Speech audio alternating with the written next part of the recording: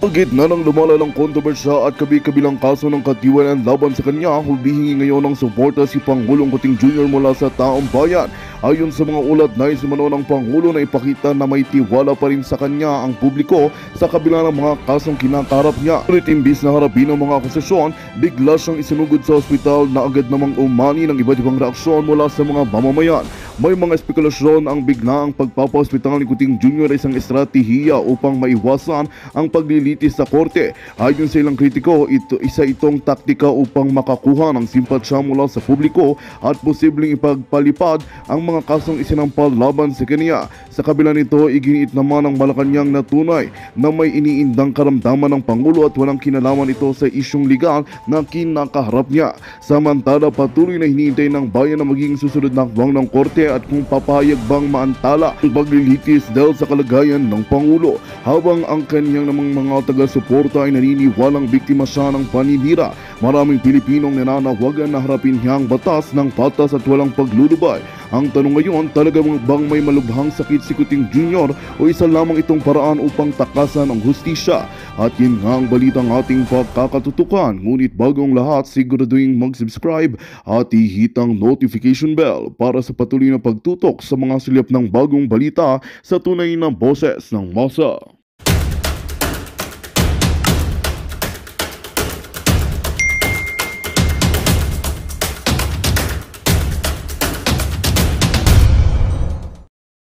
Para maiwasan yung mga troll farm ng mga politiko. Sabi ko nga, wala tayong dapat ikabahala dyan. May troll ba kayo? Kaya nyo ba magbayad ng troll? Hindi nga kayo kayang bumili ng bigas na 20, na wala, hindi nyo nga kaya bumili ng bigas na jasmine rice na mahal ng kahit papano mabango-bango. Hindi nyo na nga kayang bumili ng mga prutas para sa pamilya nyo.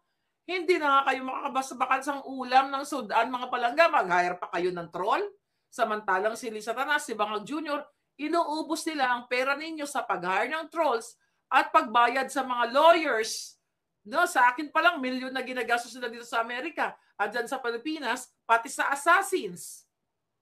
Di ba? Yan ang buwakan ng inang gobyernong yan. Sila ang tunay na may troll farm at sila ang tunay na dapat sabi ko nga dapat yan bitay.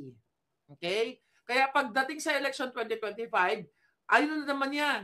Yung palalaganapin na naman ni Martin Tambaloslos kasi siya ang di ba? Lalo sa 2028, nagbibida-bidahan. Hindi gusto. Nag-sign nga ng Memorandum of Agreement between the PhilHealth and the DBP. Imagine niyo, hindi gusto, hahawakan na nila ang pondo ninyo para ipaskill. Yan. Parang yan, extension ng troll farm nila. Ipaskill ang pagmumuka ni Romualdez ng Tingog Party List sa iba't ibang mga ahensya sa local government, especially sa mga clinics, hospitals, and everything. Kaya nga sabi ko sa inyo, lubog na kayo, kanal, putik, dilubyo. Dilubyo ang mangyayari sa Pilipinas kung hindi kayo kikilos. Kung hindi kayo magpi-peaceful movement, mga palangga. Kasi itong mga buwakan ng Genovese na ito, yung bangag na ito, wala na yan silang takot, wala na silang kahiyan. Kasi ang pakaramdam nila, pera nila yung pera ninyo. Di ba nagrena-rena na si Lisa Tanas dyan? Unang inasikaso, pinarenovate ang Goldenberg Mansion. Para dyan sila mag-itot-itot, mag-grupi-grupi, magbiga-biga, magsingot-singot, at magganyan-ganyan. Magganyan-ganyan sila everyday. Bangit, paitot-itot. Ganon-ganon na ako, sabog na ako. Yan ang gagawin nila dyan. Kaya una yan pina-renovate, mga palangga. Kaya nga sabi ko, kung hindi nyo pa nararamdaman ang epekto ng bangag-bangag na gobyerno ni Marcos Jr., kung hindi nyo pa nararamdaman ang troll farm na nagko-comment kay Lisa Tanas na, ay, ang ganda-ganda naman ni Lisa Tanas, butlog, mudlo, butod, biglang inapakan ng pison, flat na, diba? Dumaan na sa Photoshop department. Kaya dapat may may bill for anti-Photoshop. Lahat ng naka-Photoshop na picture na yung mga tinae, yung mga tiyan, pinlansya, ikulong lahat yan ha. Uy, wag kayo. Si Lisa Tanas yan, bitay dapat ang, pag may anti-Photoshop bill si Lisa Tanas, not bill, pag naging batas na yan, dapat mga bitay kaagad yan. Para lahat ng nagpapaapak sa pison, diretsyo na ng gorgor. Yan dapat mga kababayan ang tutukan ni Migaon. Kasi nag-ano siya dyan eh. Akala niya, palangga, ay panalo siya dyan. Hindi niya alam, balik sa kanila yan. Hypocrite nga, mga jutang genemes, to the highest level, ang kanilang hypocrisy. Hipokrita. Tignan mo, yung mga nagko-comment sa kanila, di ba? Puro papuri. Tapos ang gagawin nila, utusan nila yung mga troll, mag-comment about kay Inday, kay sa lahat ng mga kritiko, o na ganito, na ganyan, di ba? Napatunayan na, inuulat ng ano yan yung video kanina na play ko sa inyo na inamin ni Bangag Jr. na nag-hire siya ng trolls kasi hindi siya pinansin ng mainstream media. Inuulat ng mainstream media yan. Before election, nang hindi pa nila alam na mananalo si Bangag. Puro diktador, pating addiction ni Bangag, inulat nila yan. Dahil si Coseteng ang nagsabi yan, si Nikki Coseteng, oy Nikki, baka gusto mo mag-aklas at sumama ka na sa EDSA dahil ikaw mismo ang nagsabi niya na si Marcos Jr. ay Bangag. Tingnan mo, bakit si Nikki Coseteng hindi kinakasuhan? Ang tagal na, di ba? Kung yan ay paninirang puri, kung ako, di ba? Ganyan ang power mo. Presidente ka, sasabihin ka ni Nikki Coseteng na addictus ka, nag-Coca-Cola ka noon pa. Bakit walang case? Kasi takot si Bangag. Kasi pag nagkorte, gano'n na yun. Baka habang nasa court hearing siya, tumitira ng tumitira, di ba? Kaya lagi niyo akong titignan para hindi niyo makalimutan na ang presidente niyo ay addictus benedictus. Damihan pa natin, tumira pa tayo. Kasi gusto niyo, di ba? Tira pa tayo. Gusto niyo presidente niyo ganito Mga pulis, sabayan niyo ako. Magtira pa tayo dito. Ay, parang ako si Hitler. Puti yung ano ko. Ayan, dito palagay natin. Ganyan, di ba? Gusto niyo presidente. Ayan, kasi role model. Di gayahin natin. At sana, yung mga anak ninyo, di ba? Ipagdasal ko na mga anak ninyo maging addict na rin para happy family. Addict kayo lahat. Total, ayaw niyong manindigan. Gusto niyo namumuno sa inyo addictus benedictus. Di ba?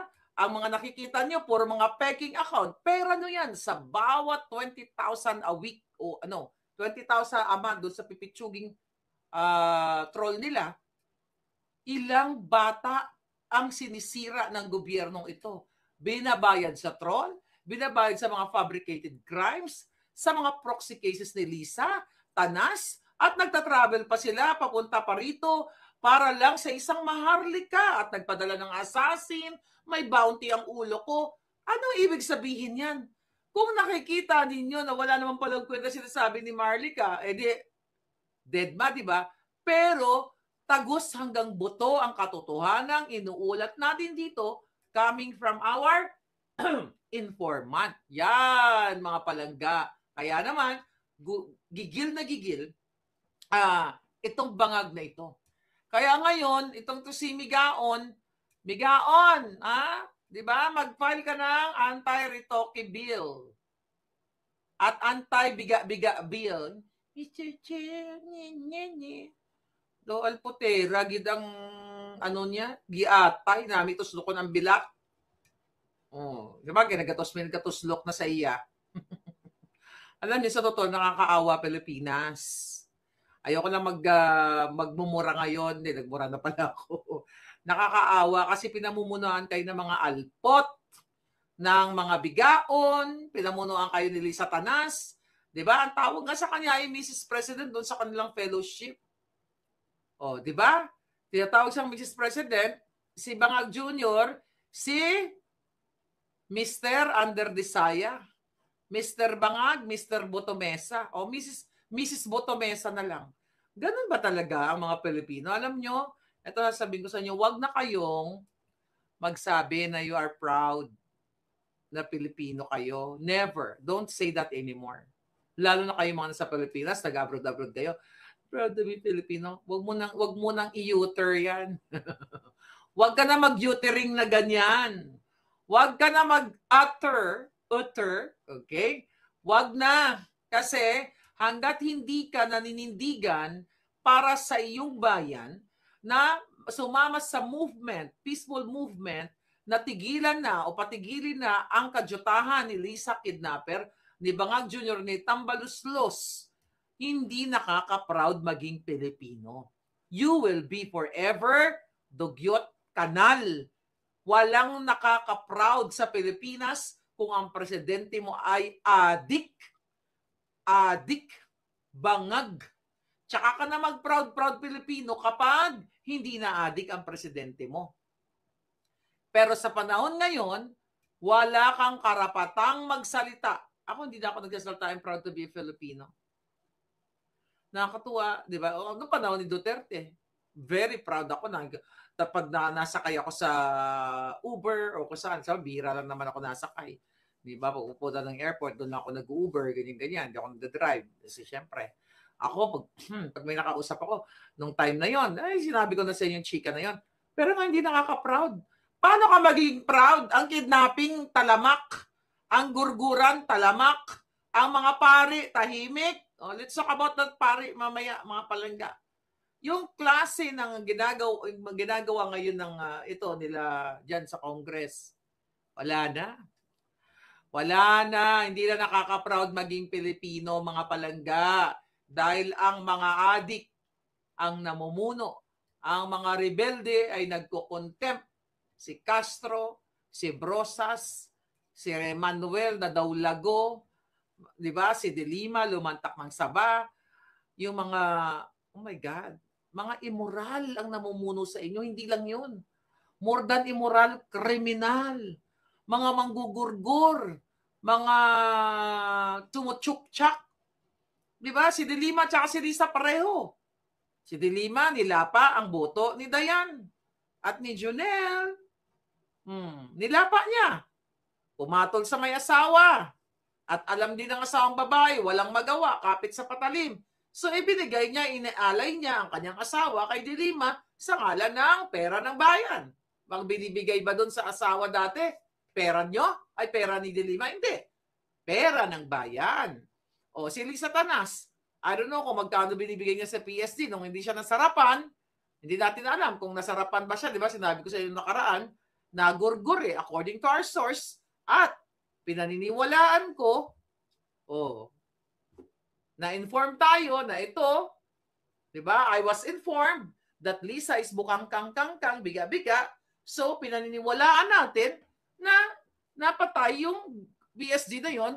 Pwedeng sa sobrang nasarapan si Lisa o hindi siya nasarapan. Kulang ka. O, ganyan. Or sabi ko nga dyan, ang ating mga angle na tinitignan, pwedeng sampu sila nagturuhan. Di ba? Sampu sila nagbuslutan ng mga bully. You don't know. We don't know. Di ba? Yun ang nakarating sa atin impormasyon. Pero naniniwala ako na ito ay kabigaan. Sobra na po ang ginagawa ni Satanas. Kaya dapat yun ang wakasan na hypocrisy, double standard. Alam mo, isang lang word Demonya. Demonyo, Satanas. Di ba pag si Satanas ka, lahat kaya mong gawin. Lahat ng kadyutahan, lahat ng kamunduhan, kaya mong gawin. At ito ang inyong inyong gobyerno. Taliwas sa kanilang mga pinabangkitang mga kabait-baitan. Well, si Satanas, hindi naman siya nagpapakita ng kabaitan Kitang-kita nyo naman yung nagbigay ng cheque, binagsak niya ng ganon, di ba? Pinapakita niya yung kademonyohan sa likod at sa harap ng kamera. Now what? Ano gagawin natin ngayon? Ano gagawin natin ngayon, mga palangga? Pag-usapan natin tingnan natin. Okay. Si Atty. Glenn Chong nandito. Atty. Glenn, how are you? Bigaon talaga kapag bangag. Ayan, no? May kwento dyan si Atty. Glenn Chong doon sa speech tungkol sa iyot-iyot. Iniyot-iyot, no? Meron pa akong kwento, di ba, na On the way sila, hindi ko to kwento, kinuwento sa atin ng nandoon sa baso. Bigla ko naalala, 2016 election, on the way sila sa debate. Papunta silang UST. Doon sa bus, doon si Lisa Tanas at si Bangag at yung mga pulburonic niyang mga kasama. Ano sabi ni Lisa Tanas doon? Parang sabi niya, Bongit, can we have chuk-chak tonight? Di mo yung kaalputan? Kung matino kang babae, sa harap ng mga kaibigan mo, wala nang expect mo, mga bangag din may kaibigan niya. Sabihin mo ba yon sa harap ng mga barkada mo?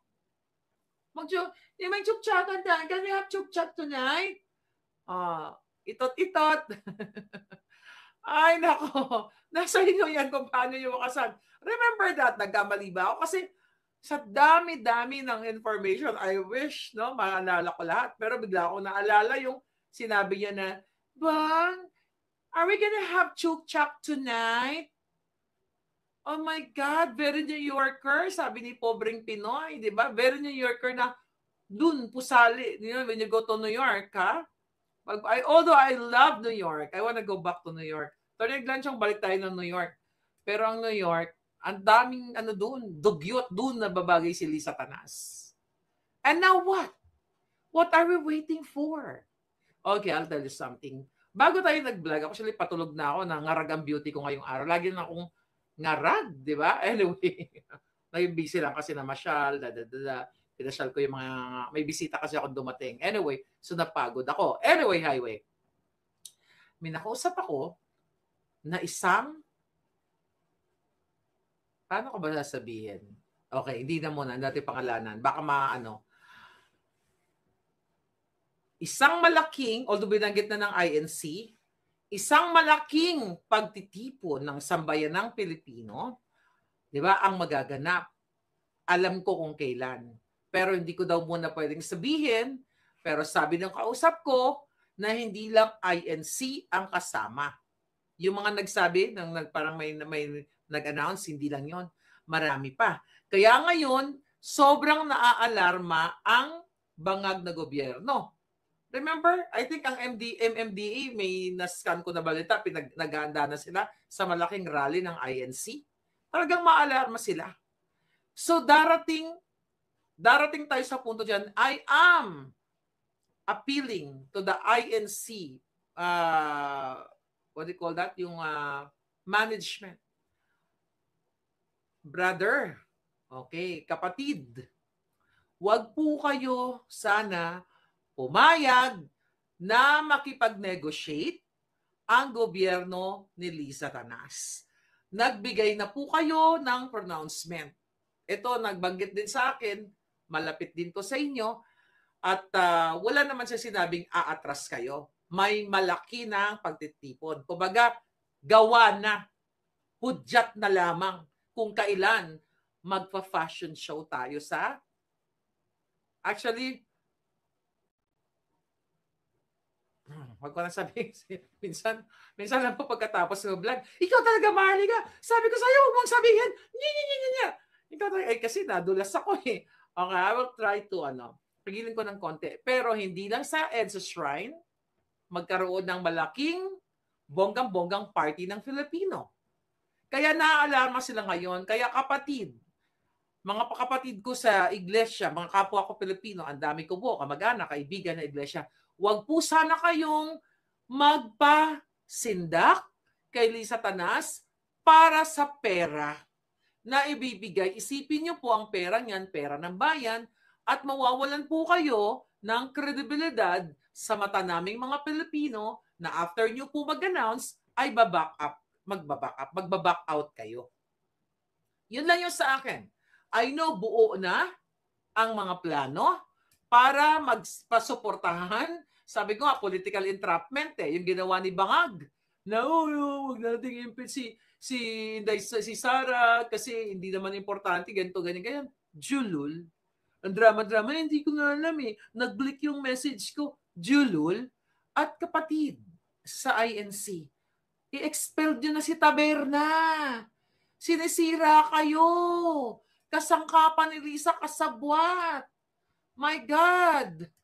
Kayo ay alagad ng Diyos. Ang aking mga katolikong mga obispo.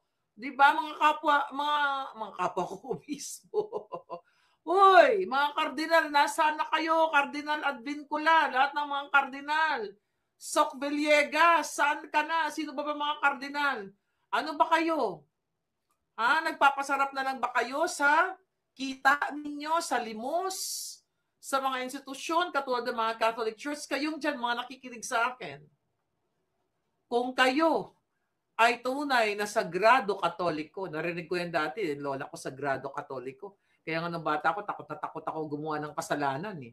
Dahil narinig ko yan, sagrado katoliko, bawal ang ganito, bawal ganun, sundin ang 10 utos ng Diyos, di ba, mga ganon.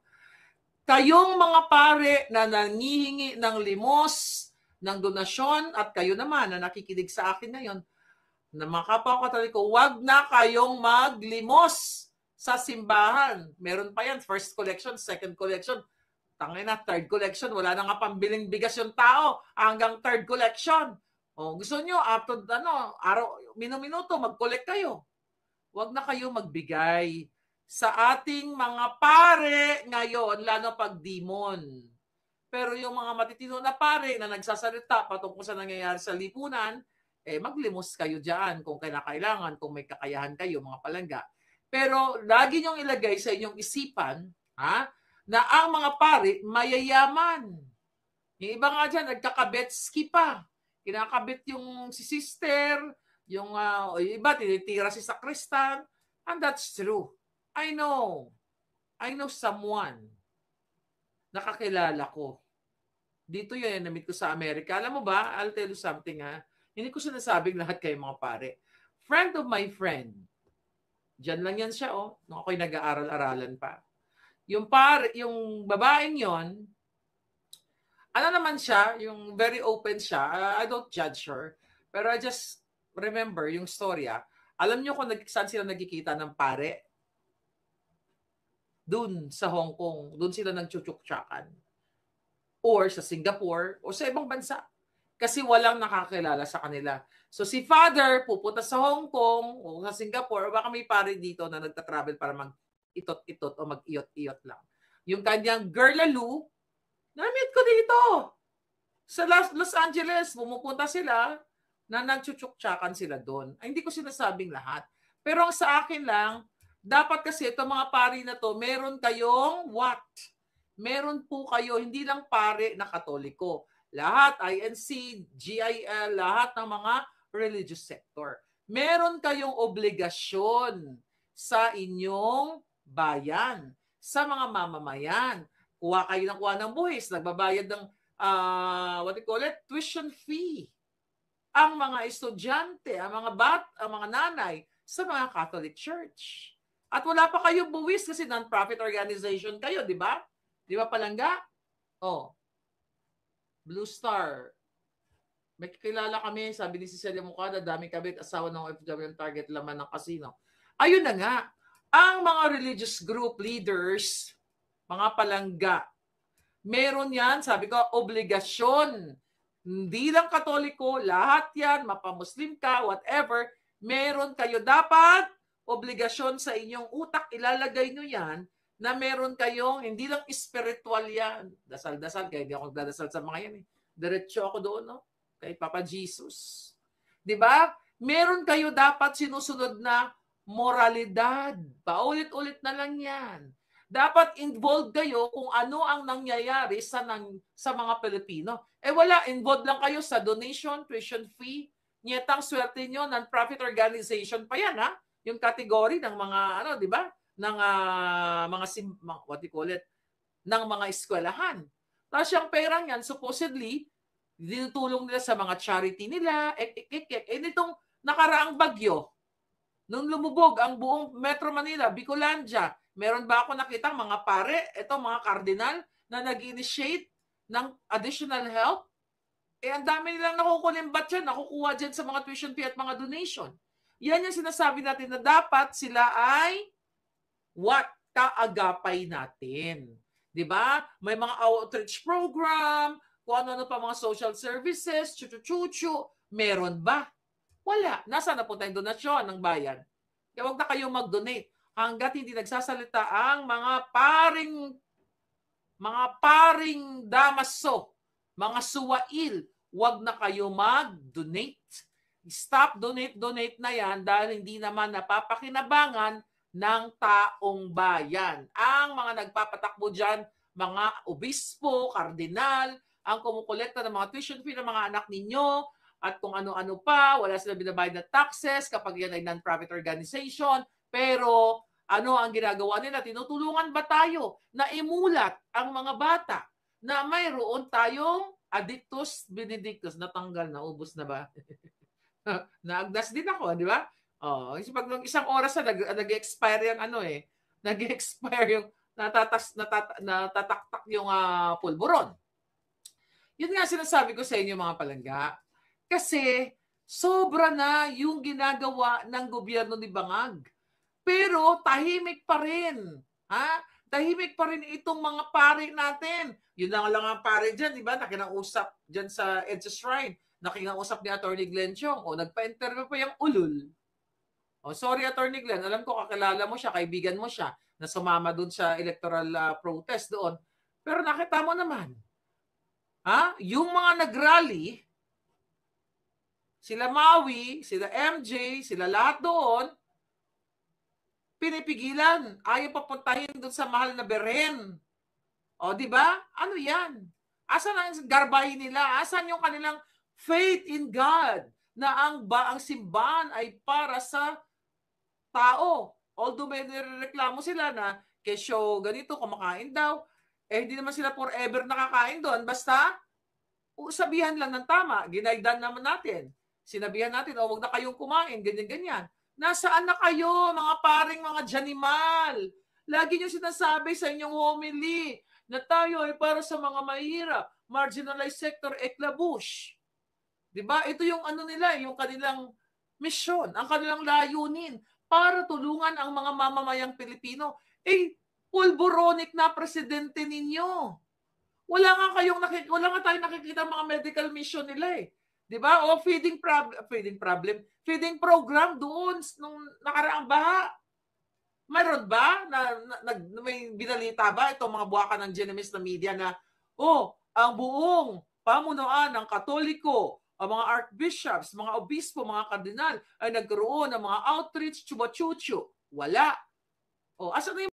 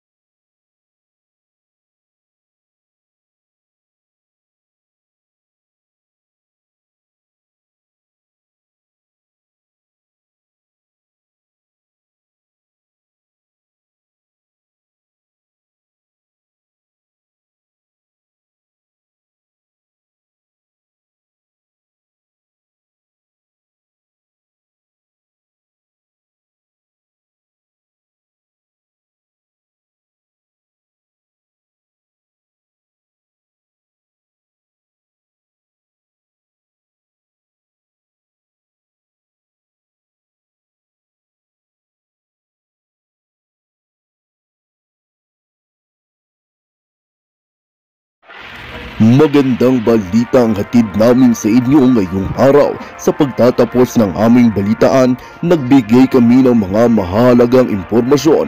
Maraming salamat sa pagtutok at pagsuporta sa aming programa. Huwag kalimutang manatili sa mga susunod na araw para sa mga bagong balita at mga kwento na dapat nating abangan. Mula sa Boses ng Masa, magandang araw Pilipinas!